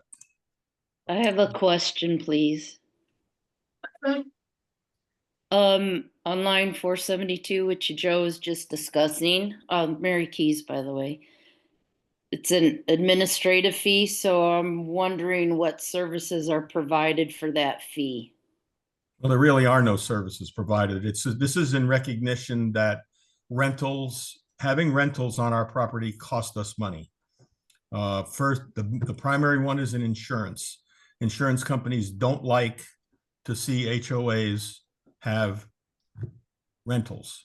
Joe, there's also the administrative cost of maintaining the Booker Bill system, reporting daily to Glacier Club, who our renters are, then reporting the monthly summary of that $30, remitting that to Glacier and charging each owner's credit card, or the property managers for that $30. I mean, the business office does maintain a burden for administering rentals on behalf of the owners for for those transactions that relate to Glacier Club. Yeah, I was going to get to that. I mean, the question was, what services do we get?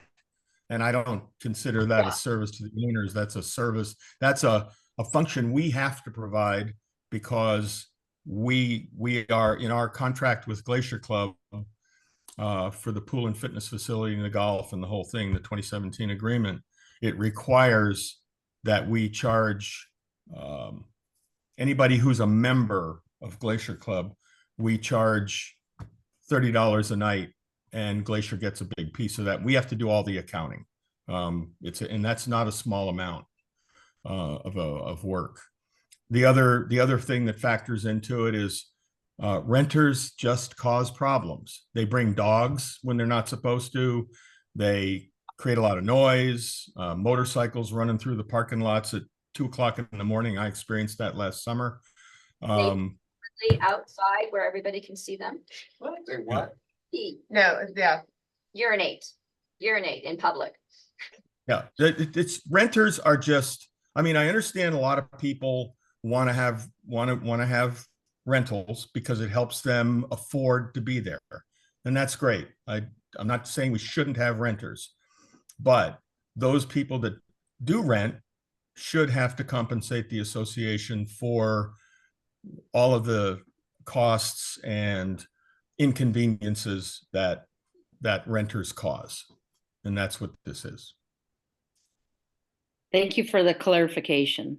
Yep, no problem. Okay, so that's revenues.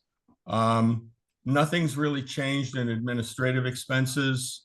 Any board members scan through that?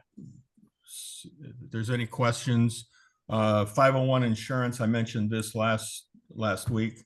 Our insurance, annualized insurance was $1,376,458 last year.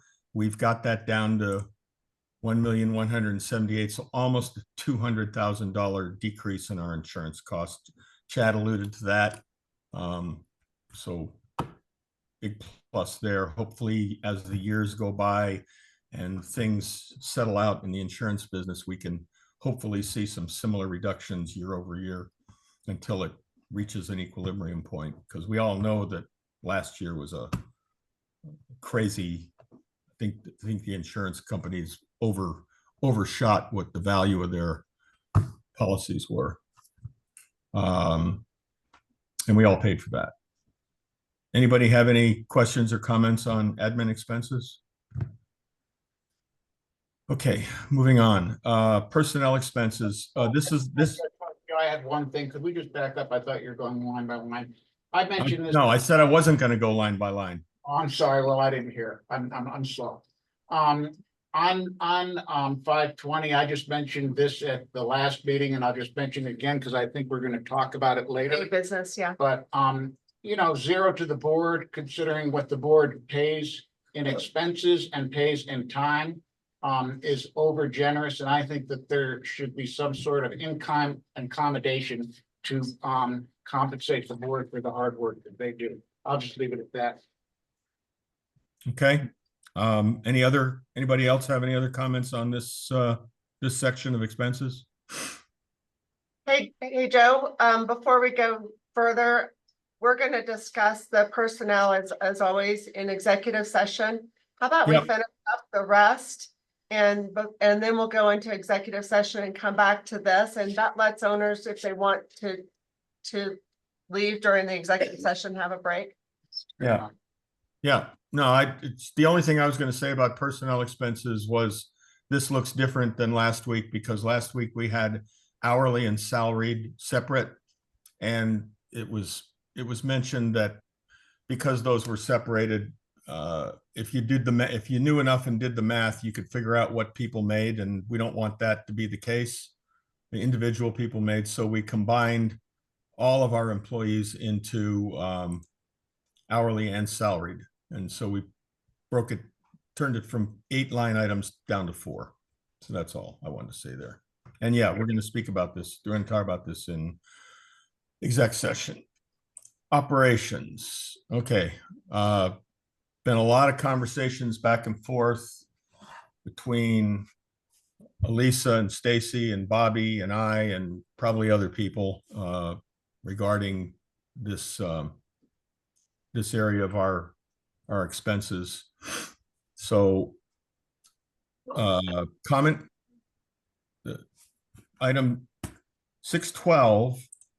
And before I get started on this, I think it needs to be pointed out and made clear that running up to last year's budget, we basically had all of the hourly charges by BHP lumped into one line item. That line item doesn't exist anymore. I think it was 610. So it's not there anymore. And we broke it down into basically these line items and a couple more down here where BHP labor resided. That was last year was a kind of a trial balloon. We wanted to see how that would work out. It worked out in some areas, it didn't work out in others.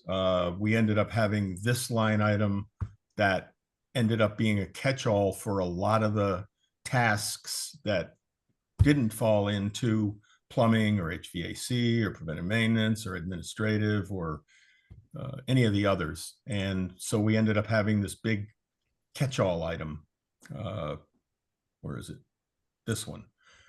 And so this year, what we're going to do is we're going to leave that budget at slightly below what the actual was last year, with the intention that we're going to hopefully underspend this amount by a fair amount. And as we learn how some of the items that were in here can be put into other categories, we'll be doing that. So we may underspend this one while overspending some of the others. And we'll balance that out throughout the year. We'll talk about it, and that'll help us fine tune the budget even more in 2026. So, And Joe, we're also going to be approving the miscellaneous entries. You know, a lot of those are going to more precise line items, like you said. And then anything that does go to miscellaneous, that's, you know, material, $50, $100 here and there, doesn't matter. But, you know, anything that's out of the ordinary, the board will have a discussion, or BHP will get approval with one of us. And just so we have more insight into what's going into that. And that's just a matter of procedure. It's not that there was anything put in there that was incorrect. It's more all in an effort to make sure that we're putting our expenses in the right areas so we know where the money's going. right. Okay, so just a few items to highlight here. Common area, maintenance, materials and services. This year that was only materials and only services, no labor.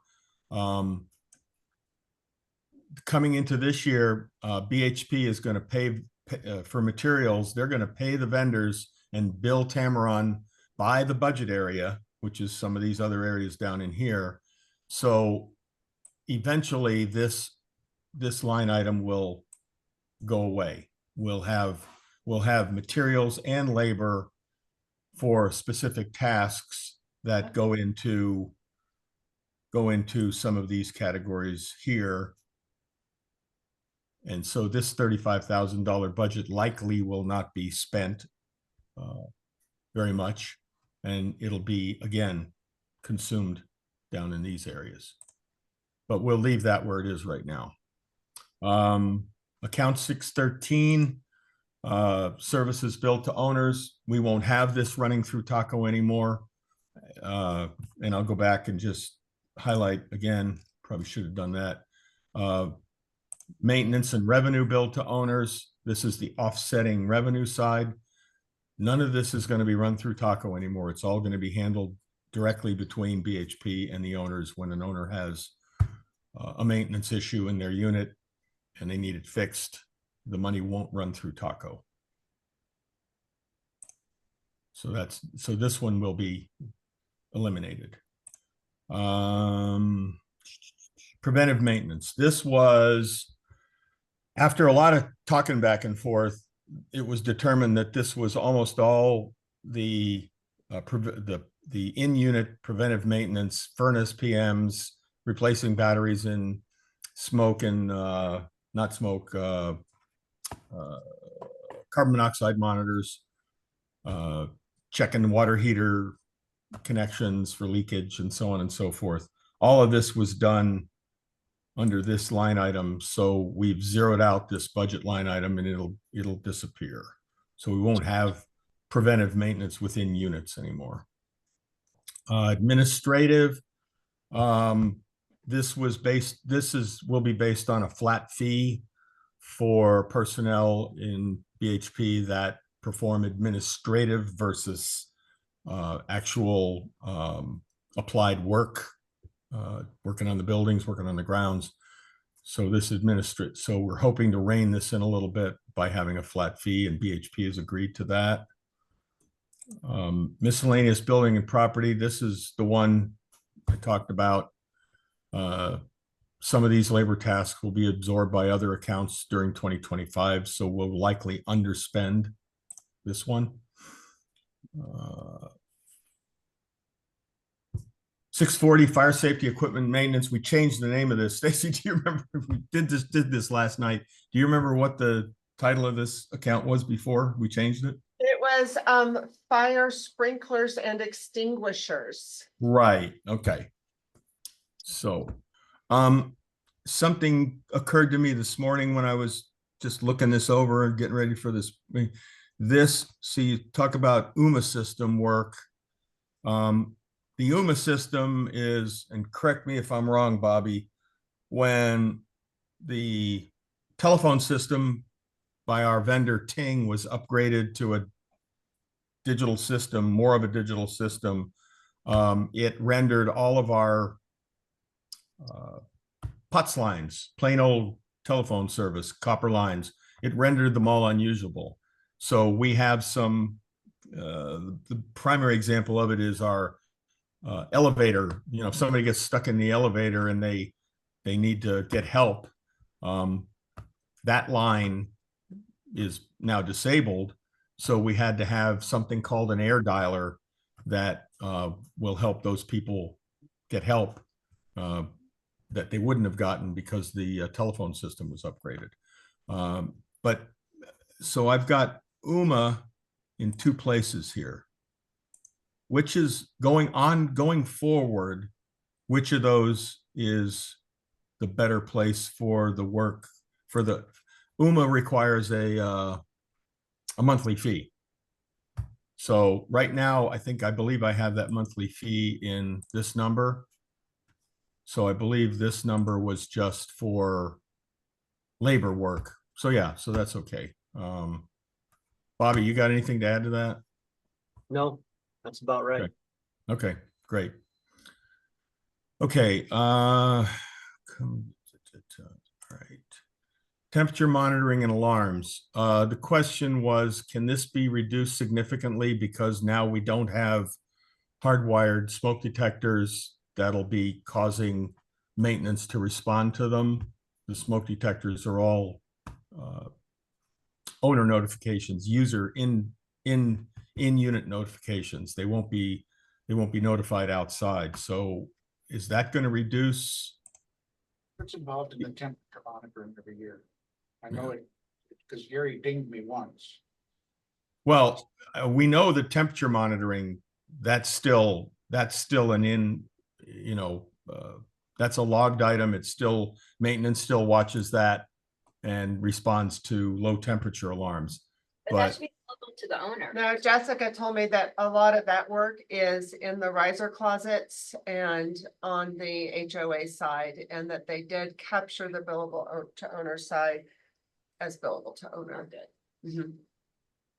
And now Okay. what I don't know is if there were any smoke alarms Oh, yeah, in that, and that should be billed to owners too. we will now, yeah. Okay, so if there's smoke alarms in that number, can it come down? So do the riser closets give us a lot of false alarms? Not false. Real. Real. Real, yeah. The temperature, it's. The Yeah. elements go out. Yeah, sometimes the breaker will trip and the plug will die, you know, the heater might go out. So those are all monitored by temperature, so So that includes smoke alarm. that would include some smoke alarms. So that So could go a down. lot of that can go down then. Hopefully, Do you think half? I would probably say half. Can you bump that down to half, Joe? I don't know that the smoke alarms that are in there represent half. Is that Smoke what you're and- saying? No smokes and the, with the I Less, or someplace else. I work, less labor. Communications, you got the iWorks, you got the internet, you got the smoke alarms, you got, yeah, it's 3 or 4 different things. but if these were actual alarms, that means the guys are responding to either an iWorks alarm or a smoke alarm. And Jessica told me yesterday that if they went into a unit because it got too cold and they had to turn on the heater, that was being billed to owners. It did not go to that account. So the iWorks owners alarms are not in that 35,000. Only iWorks association alarms. Well, But the iWork system, smoke alarms went there too. I'll double check. Okay. I'm thinking And- they did. Silver Sphere, is that when we purchase smoke detectors? Gary, do you, That smoke detectors. that- Yes, that's smoke detectors, Elisa. we've got a little bit of Trimble, mostly labor, and then there's Noah Enterprises labor and his fee to monitor, quarterly monitoring.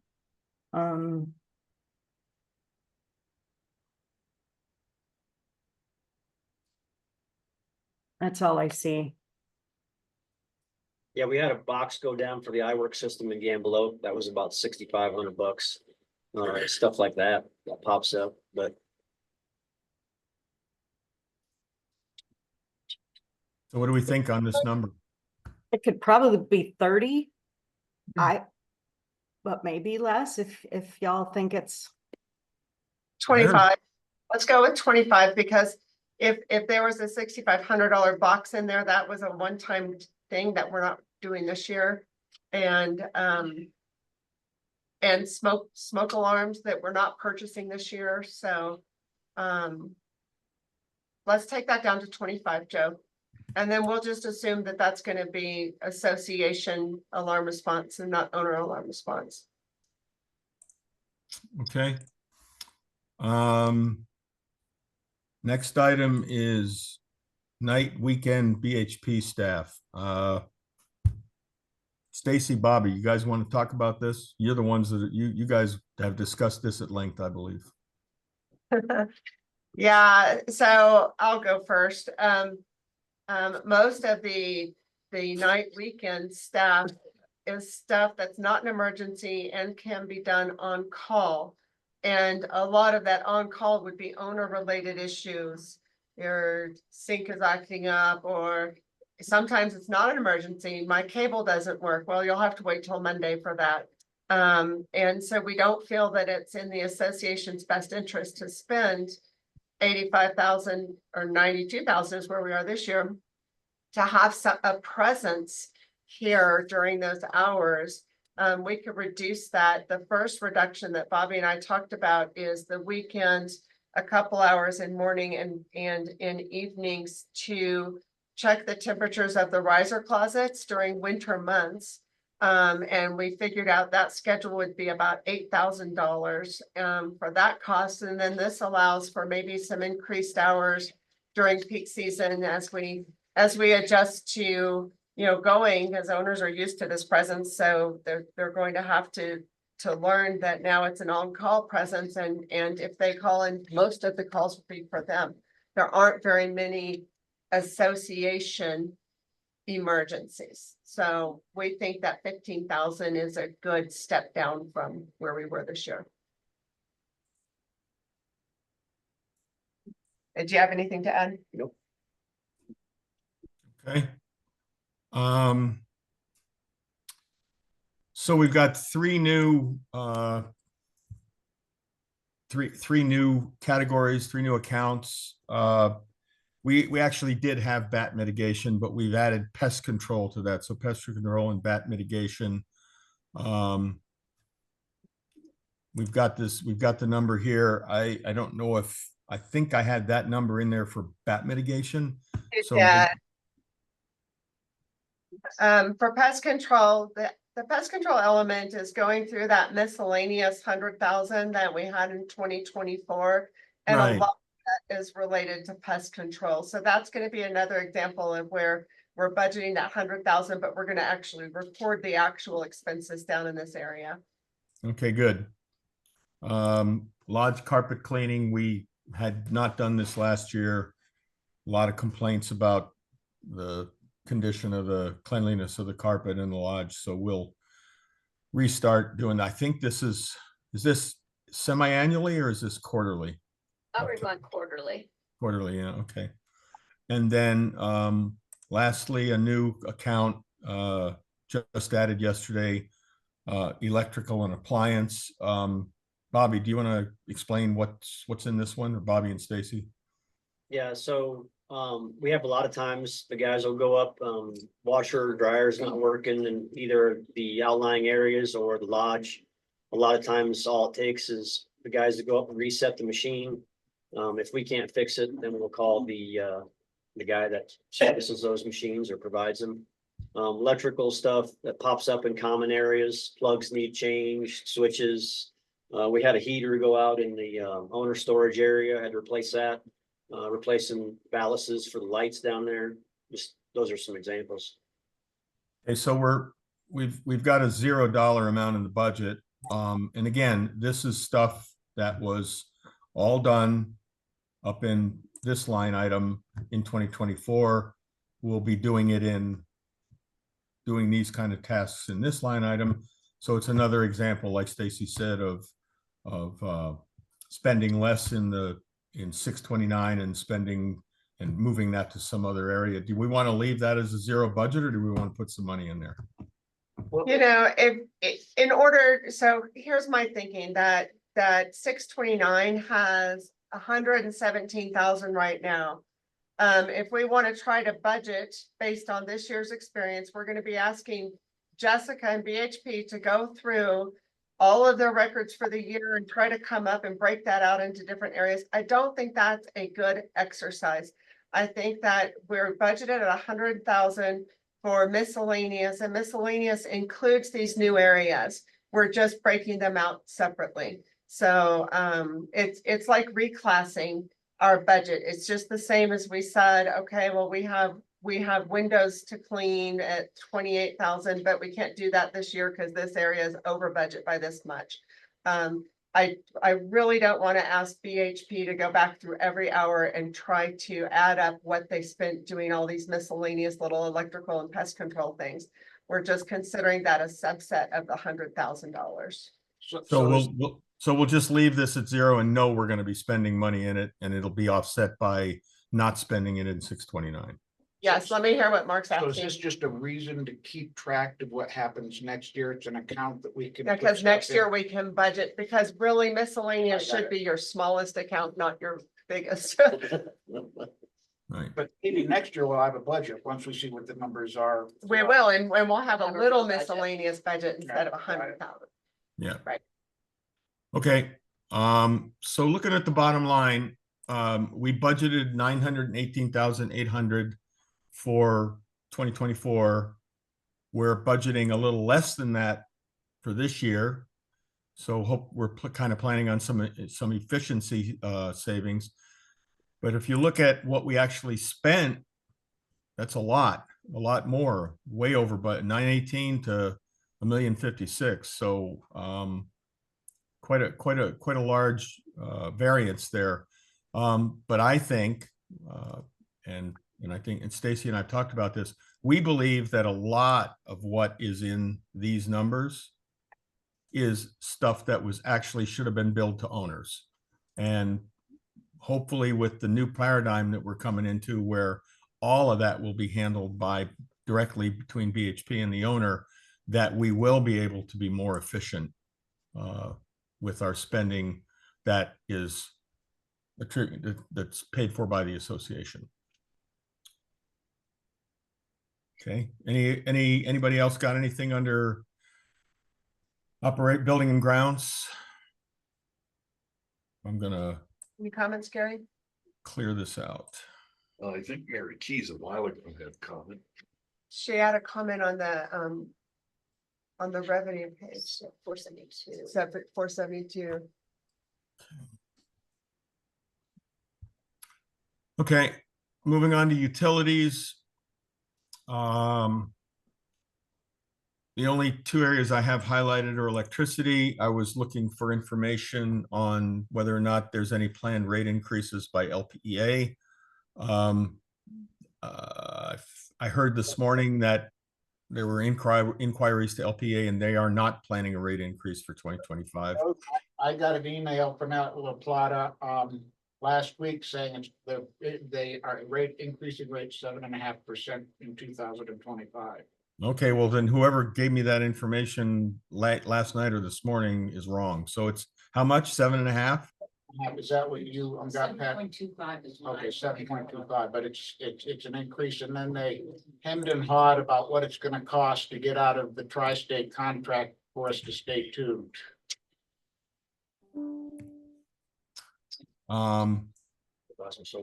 Is that what you read, Pat?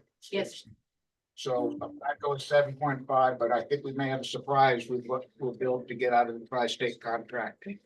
Yeah, but that's not gonna hit until, I think that's what, about 13, 14 months from now is when that actually happens. I didn't think so, Joe. I read that email as very cagey. Well, when Eric and I looked at this quite deeply over the summer, we had conversations with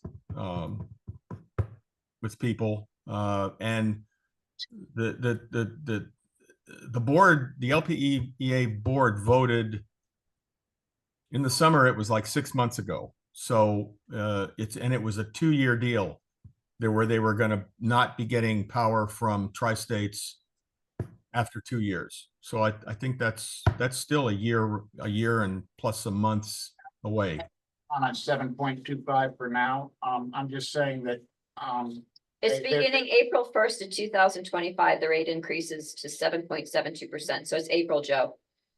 and that they were cagey about the La Plata thing, and they made it clear about the tri-state thing, and they made it clear that owners would be assessed with individually what that costs. Oh, boy. Hang on. Yeah. Okay. What did you say it was, Cheryl? 7 point what? Hold on, and it's April 1st. Yeah, I'm going to put that in there. It is 7.72%. 7.72 7.72 as of for April. 2025. Yeah, so we're fine for first quarter. Okay, I'll calculate. I'm not going to calculate that now while you're all sitting there waiting for me to do it. I'll come back to that and I'll do that. Refuse service. Gary, was it you that got back to me about the rate increase for 25? We talked about that at the budget meeting, and I believe it used to be written into the contract, according to Janie Kimball, that they could only go 5%. Janie is no longer there, and I looked at the contract. There is no provision in there right now that limited the increase. I'm gonna guess that it's gonna be about 8%. I tried getting in touch with them because Janie Kimball's no longer working for them. She gave me the name of the guy who is. I called him. He's in New Mexico. All the Colorado stuff was taken away from him. They put it to somebody else.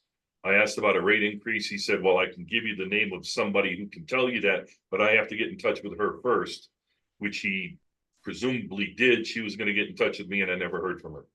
So that's a long-winded way of saying figure 8%. Okay. And what they say about the contract termination, and again, I'll say cagey. A component of the rate adjustment does include preparation for the contract termination payment to Tri-State in 2026. Our goal is to manage the costs and do everything we can to minimize the impacts on our members as we prepare for our energy transition. Does that make you feel good? That's 2026 though. Well, yeah, but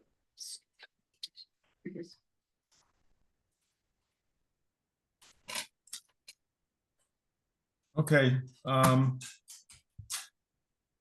so I'm just gonna, I'll do that calculation too, and we'll estimate it at 8%, so we'll be conservative, and if it's lower, it's lower. Everybody agree with that? sounds good. Okay.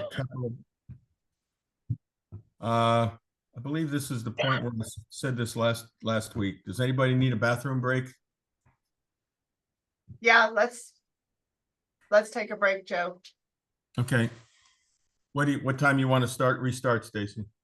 Well, we have to walk quite a ways, so just maybe 10 minutes. Okay, 10:10. Luckily, almost all of you guys. Yes, we're ready to go. Pull up the capital projects, I think is where we were.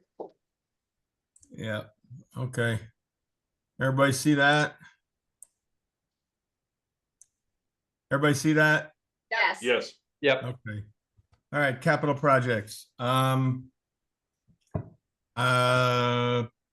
Take a look. I'm not going to go through it line by line. If anybody has any questions on any of this. We had a lot of unplanned stuff this year. Hopefully next year will be a little more calm when it comes to this kind of thing. We had the sewer lines at the lodge, we had the locks, we had the smoke detectors. The big item for this year added to our capital projects budget is the first of 4 years of our fire alarm system upgrade with Durango Electric. And that's going to be $199,000. Bobby, you were gonna. Bobby's gone, Joe. Oh, Do you have a question? I've been talking to Durango Electric. well, I asked Bobby, would there be any internal costs with this? And he was going to check into it. And do you know I think we can assume yes, Joe, but we've also, I think we can assume that some of their time might get allocated here, but it would come from other places. I don't think we need to add for BHP's time there. Fair enough. Okay. These 3 items are new items for this year. So deck repairs and the sagging back deck beams. Bobby gave me this estimate of, and I don't know how many more there are, but he said about 12,000. And then the sewer line survey for outlying complexes. Yeah, Do we really need this? I mentioned last week, Joe, that I would reach out to Albert to see what they can provide. They're going to give me some information next week, what service they could provide as part of their regular work. If this was my house, I'd ax out $8,000 based on what I know. I don't think we've got a problem. But if you want to leave it in there as well, just as an insurance policy, that's fine too. I don't necessarily want to leave it in there. If it's something that comes up, we have 25,000 in unplanned capital expenses that can go there. Alex is going to get back with me next week and let me know what they can do for nothing. Okay, I'm good with zeroing that out.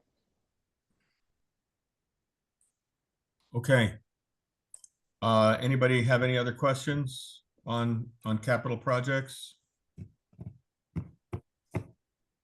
Okay, just a quick, I closed the meeting out last week talking about reserves and had some, what I thought was going to be really, really good news.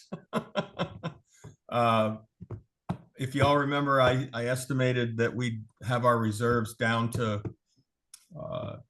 about 250K. The ending balance showing right now is 481.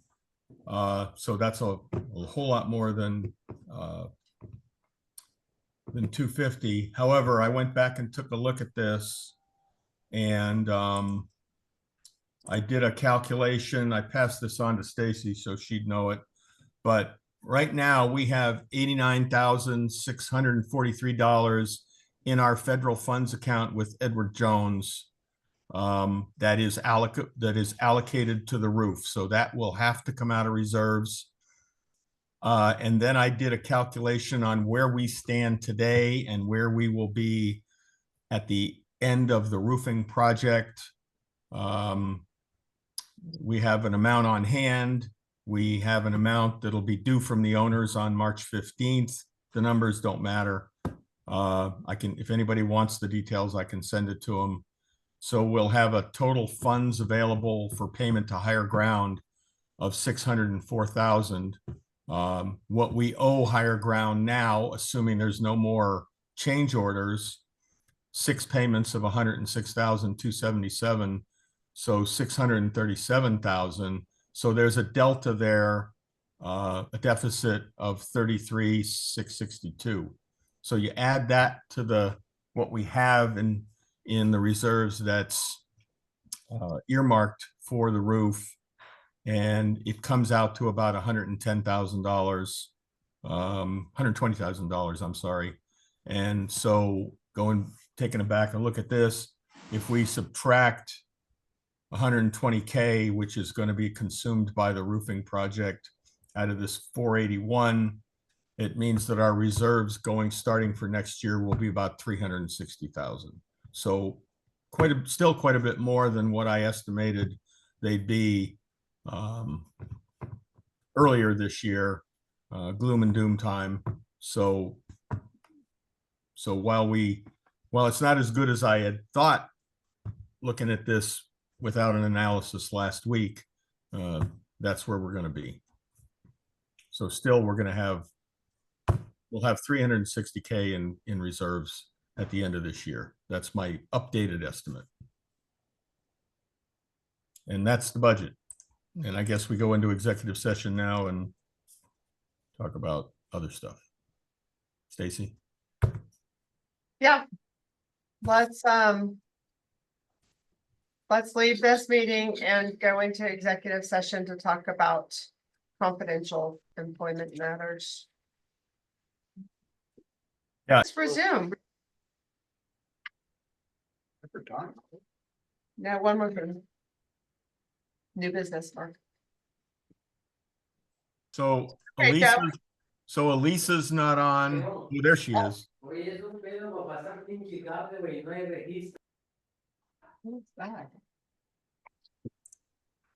That blue screen. I won't get it. Okay, I don't have sharing.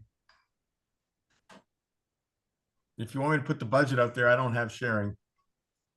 Oh, you're gonna put the budget up? Well, yeah. Okay. It's his first meeting, Gary? I thought we were done with the budget. We weren't even close to being done. We're all done. We're done with it in some level. All right. Spent a lot of hours on this thing. All right, where'd it go? There it is. Okay, so all said and done. Let me get this out of the way. You can't see it, I can. Okay. So we've gone through everything, all said and done. Run to the bottom line. We are currently, if we leave the owner assessments exactly where they were last year, we're $198,012 in the hole. Without doing exact calculations, and I'm going to be real conservative here because I know I've been beaten up on it in the past. If we add this amount to this amount and zero out the budget, then the increase in assessments to owners for 2025 will be somewhere between 6% and 7%. Are you looking for a motion to accept this budget? I'm looking for a motion to accept this budget. I will make a motion to accept this budget. I second the motion. All in favor? Aye. Aye. Anyone opposed? Oh, no. Who said, oh, no? No, I'm good. I'm sorry. I was just fumbled on the 5. Okay, Oh. budget You passes. made me turn my head as soon as you did that. Okay. Next item as our last item, and it's new business, and it has been brought to our attention that there is some concern about board member parking. And until last year, board members were reimbursed for all of their travel and compensated for every meeting they attended, and board members have waived that in an effort to help owners save money. And I know in my case, it's not only costing me time, but it's costing me thousands of dollars a year to be on the board. And I think almost everybody can say that the IRS mileage rate is 67.5, I think, per mile. And airfare or car rentals, board members are sacrificing a lot. And I think to waive that, as Mark has mentioned, to waive that rule and allow board members, in recognition of the sacrifice that they are making financially, and to incentivize them to actually come to the property as often as able. Since 5 of us work full-time, it's not always easy, but it's an incentive to serve on the board and come to the property that costs owners nothing. And so I want to make a motion that board members are excused from the parking rules 30 on the days. property. The 30-day, the limit is. The 30-day, yeah, and specifically the 30-day limit. I mean, we don't come up here and bring big trailers, and we don't park in handicap parking, anything like that. We just sometimes need to leave our cars here because if we store them in Durango, well, that's just costing us even more money to be on the board. This is a way to incentivize board members to come to the property. Alternatively, we could increase the board budget, but I don't want to do that. I think this is a way that owners will have no cost whatsoever. So my motion is to allow board members to have their cars on property longer than 30 days. Second. It's been seconded and thirded. All in favor? Aye. Aye. Aye. No So opposed. is that basically for just clarification, so at High Point, we can park at High Point and leave it there? What about the snow removal and all of that if you're not there?